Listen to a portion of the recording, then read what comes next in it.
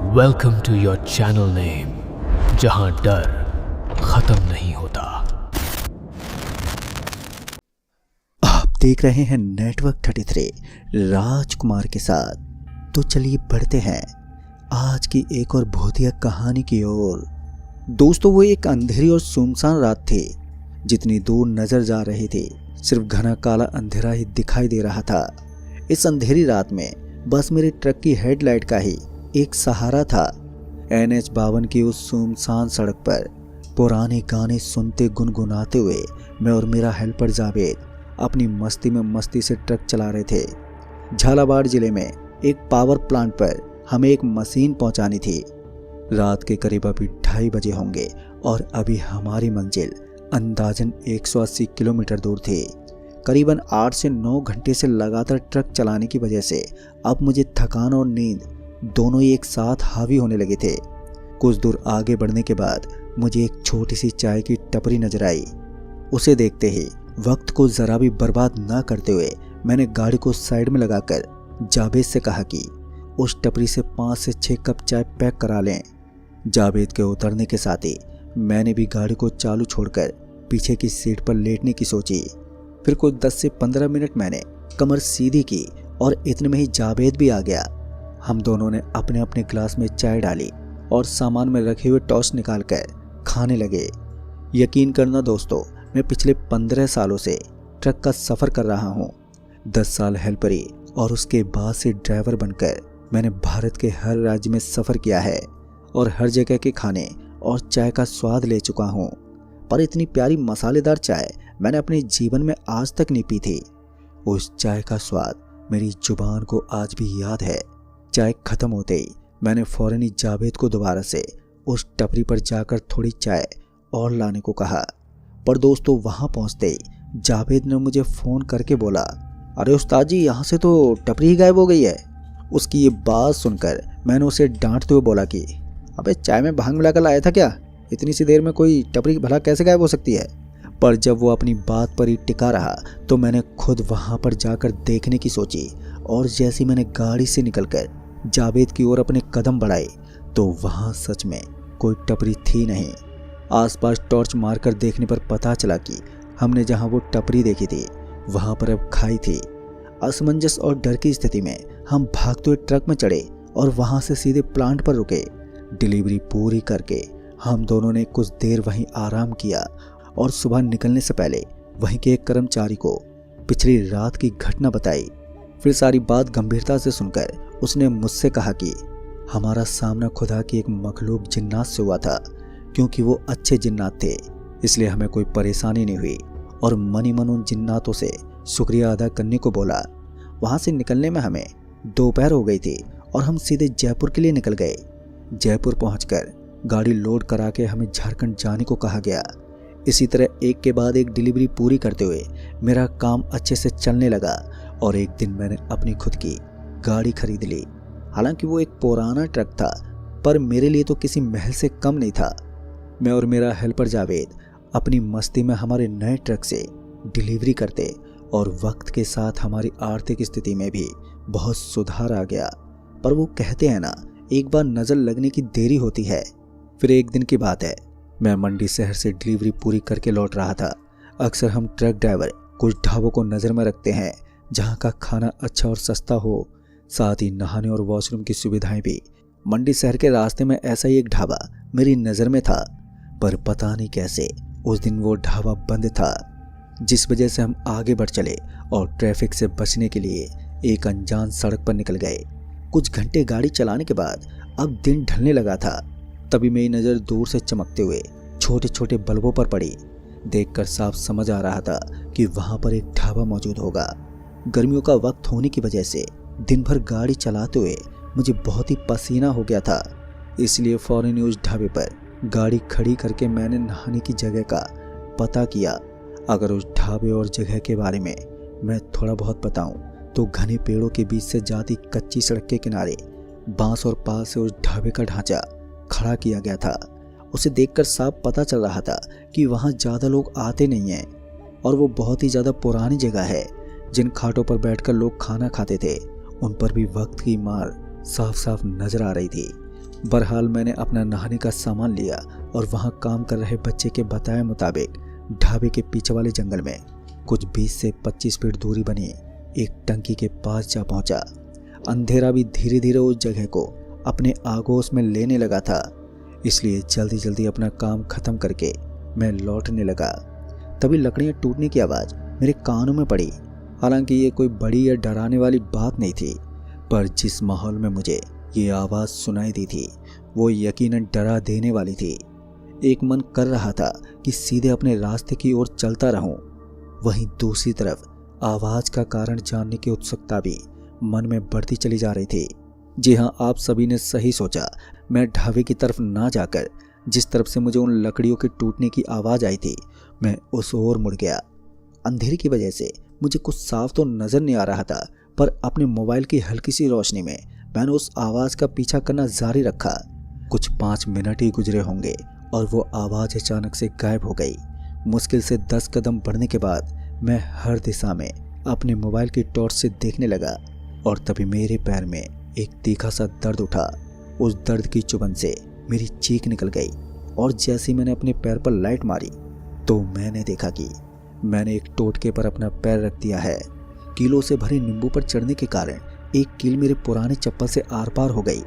हड़बड़ी में उस कील को निकालने के चलते मेरे खून की कुछ बूंदें भी उस टोटके पर जा गिरी।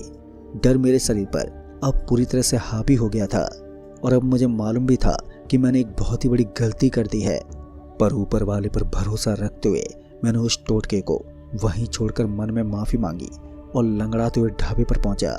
मुझे इस हालत में देखकर जावेद ने भी इस हालत का कारण पूछा, पर डर और दर्द के मारे मैंने उसे कुछ भी नहीं बताया।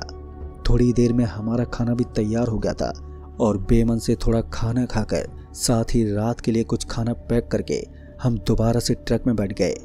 क्योंकि मेरे पैर में दर्द ज़्यादा हो रहा था, इसलिए मैंने जावेद को गाड़ी चलाने और किसी क्लिनिक तक पहुंचाने को कहा। थोड़ी देर में मुझे समझ में आ गया कि इस रास्ते पर गाड़ी लाकर हमने एक बहुत ही बड़ी गलती कर दी है, क्योंकि ये रास्ता ख़त्म होने का नाम ही नहीं ले रहा था। बहुत देर लगातार गाड़ी चलाने के बाद हम दोबारा से उसी ढाबे के सामने जा पहुंचे। अब ये देखकर मैंने जावेद को डांट लगाई, क्योंकि मुझे लगा कि उसने कोई गलत मोड़ ले लिया है।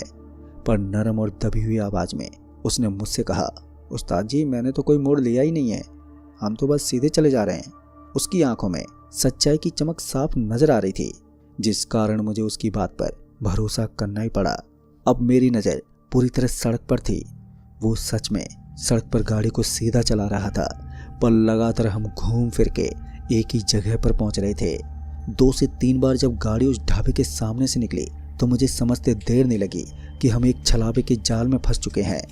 जावेद का चेहरा भी अब डर से पीला पड़ने लगा था।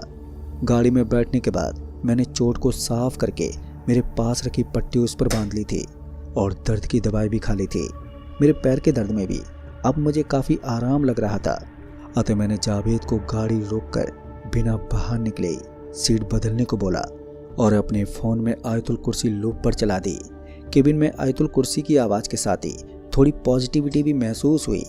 स्टीयरिंग हाथ में लेने के बाद मैंने मन ही मन चारों कुल पढ़ना शुरू किया और यहाँ से निकलने के लिए दुआ करने लगा। फिर कुछ किलोमीटर गाड़ी चलाने के बाद शायद ऊपर वाले ने मेरी दुआ सुन ली और फिर हम हाईवे पर निकल गए। उस जगह से निकलने में हमें रात के 3:30 बज चुके थे। सुबह होते होते मैंने एक अस्पताल के पास अपनी गाड़ी रोकी। ये देखकर पता चल रहा था कि वो अस्पताल भी काफ़ी साल पुराना था। शायद वो सरकारी अस्पताल की पुरानी बिल्डिंग रही होगी।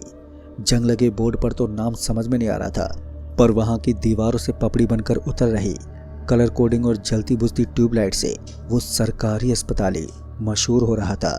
इमरजेंसी में जाकर मैंने अपनी चोट की अच्छे से पट्टी करवाई और एक टीटी का इंजेक्शन भी लगवा लिया। पर जब मैं दवाई लेने मेडिकल पर पहुंचा तो वहां कोई मौजूद ही नहीं था।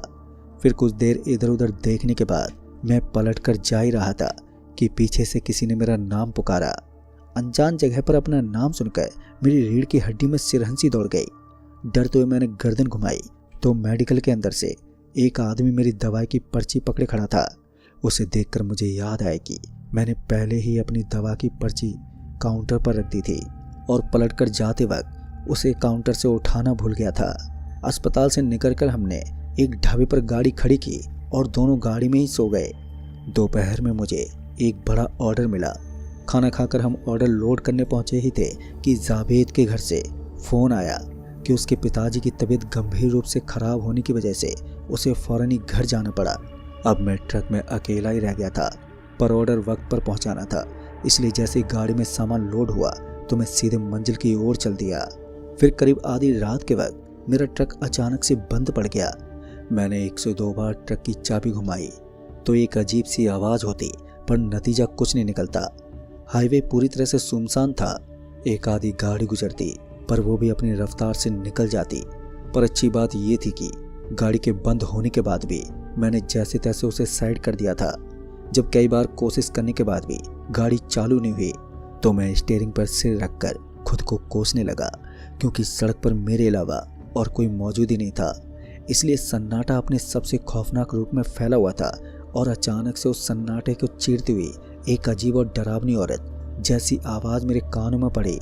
स्टीयरिंग पर सिर रखे हुए ही मैंने बाईं ओर देखा तो सामने का नज़ारा देखकर मैं अपनी आंखों पर भरोसा ही नहीं कर सका। मैली सी सफ़ेद साड़ी पहनी एक औरत बैठी थी। उसका चेहरा बालों से ढका हुआ था। जो आवाज़ मुझे सुनाई दे रही थी वो आवाज़ उसी औरत की निकल रही थी।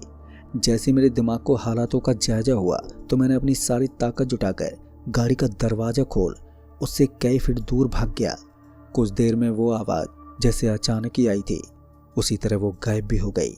फिर हिम्मत करते हुए मैंने फिर जब केबिन में देखा तो अब वहाँ कुछ भी नहीं था।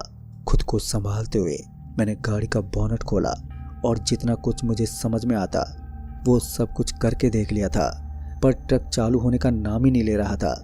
अब मेरे पास कोई तरीका भी नहीं बचा था, अतः मैं सड़क के किनारे चलने लगा।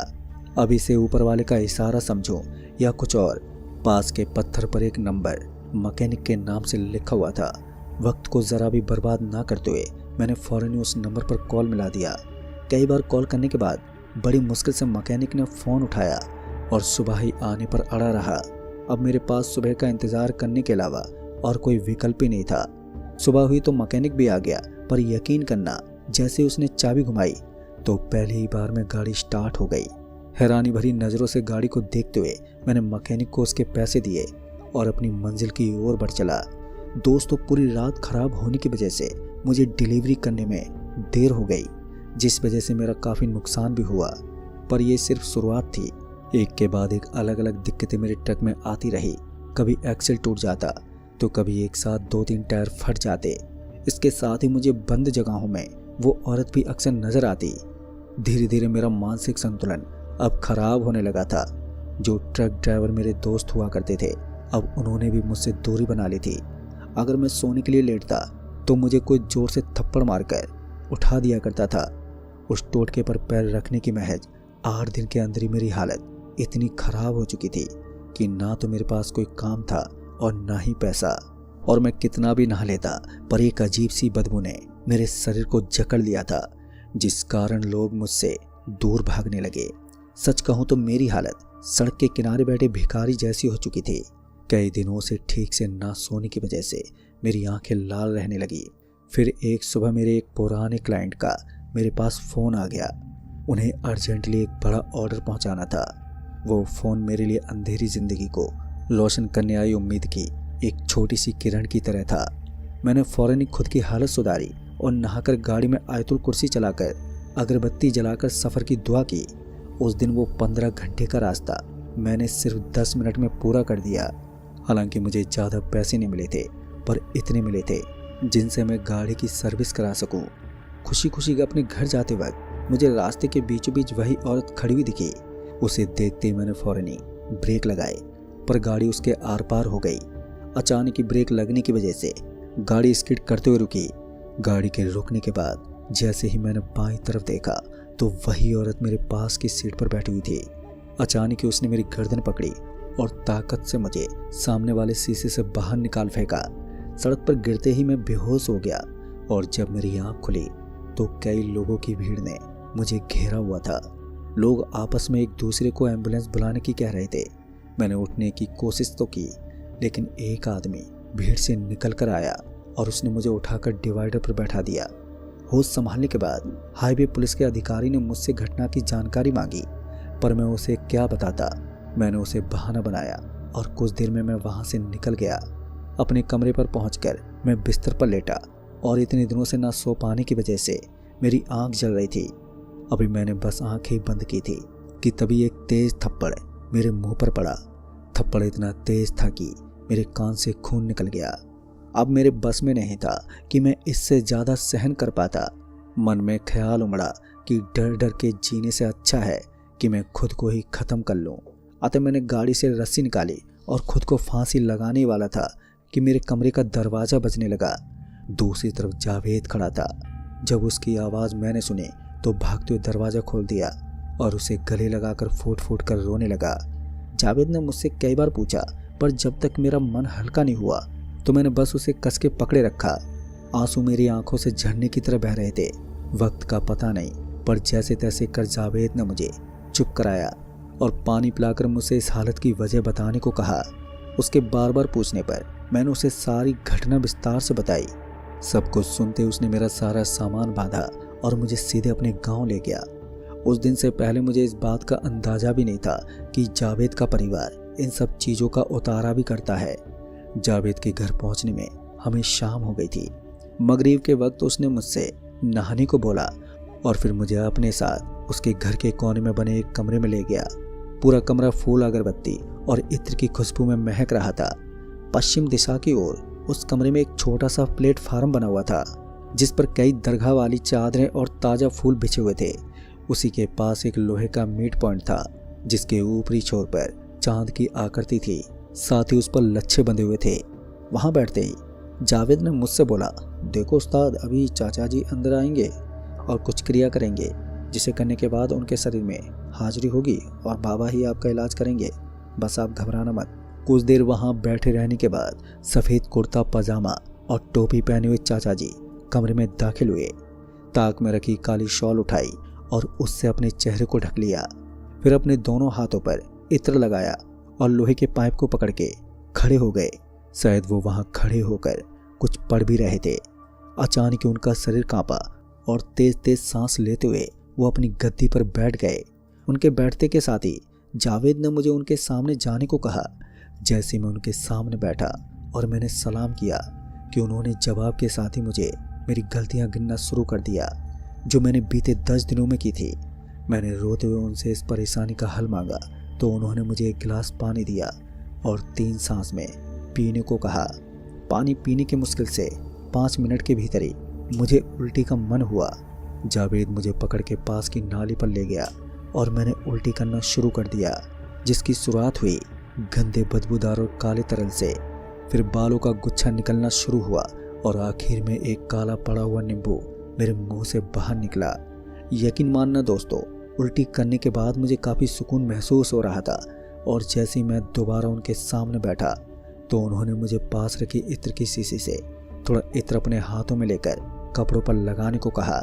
फिर इसके बाद उन्होंने मुझसे एक मटके में श्रृंगार का सामान, एक साड़ी और कुछ मिठाई रख उसके मुंह को लाल कपड़े से बांधकर उसी जगह पर रखकर आने को कहा जहां से इन सब चीज़ों की शुरुआत हुई थी। मैंने डरते हुए उनसे पूछा कि वहां जाकर अगर हम दोबारा से फंस गए और बाहर निकलने का रास्ता भी नहीं मिल पाया तो ऐसी हालत में क्या करना बेहतर होगा। अतः उन्होंने इस परेशानी से निपटने के लिए मुझे एक काले धागे पर दम करके दिया और उसे अपने स्टीयरिंग पर बांधने का आदेश दिया। मैंने बिल्कुल वैसा ही किया जैसा कि उन्होंने बताया था। रास्ते में कई जगह मुझे वो औरत नजर आई, पर इस बार वो मुझसे कुछ दूरी पर खड़ी हुई नजर आ रही थी। जैसे ही मैंने उस मटके को उस जगह पर रखा तो मेरे पलटने के साथ ही एक बहुत ही मीठी सी आवाज़ ने मेरा नाम पुकारा। पर इस बार मुझे पता था कि वहाँ कोई नहीं है और पहली वाली गलती मैं दोहराने वाला नहीं था। उनके दिए धागे ने भी बखूबी काम किया और मैं और जावेद एक ही बार में उस जगह से बाहर निकल आए। मेरा काम चलने में थोड़ा वक्त तो लगा, पर धीरे धीरे मैंने अपनी अच्छी सर्विस के चलते पहले वाले डीलर से अपने रिश्ते ठीक कर लिए और आज मैं एक अच्छी ज़िंदगी जी रहा हूँ। मेरे खुद के 4 ट्रक हैं और जावेद आज भी मेरे साथ हेल्पर है। बस फ़र्क इतना है कि अब वो मेरा बिजनेस पार्टनर भी है।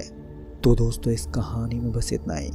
कहानी आपको पसंद आई हो तो वीडियो को लाइक शेयर कमेंट ज़रूर कर दें। तो मैं आपका दोस्त राजकुमार जल्द ही मिलूंगा ऐसी एक और डरावनी भूतिया घटना के साथ।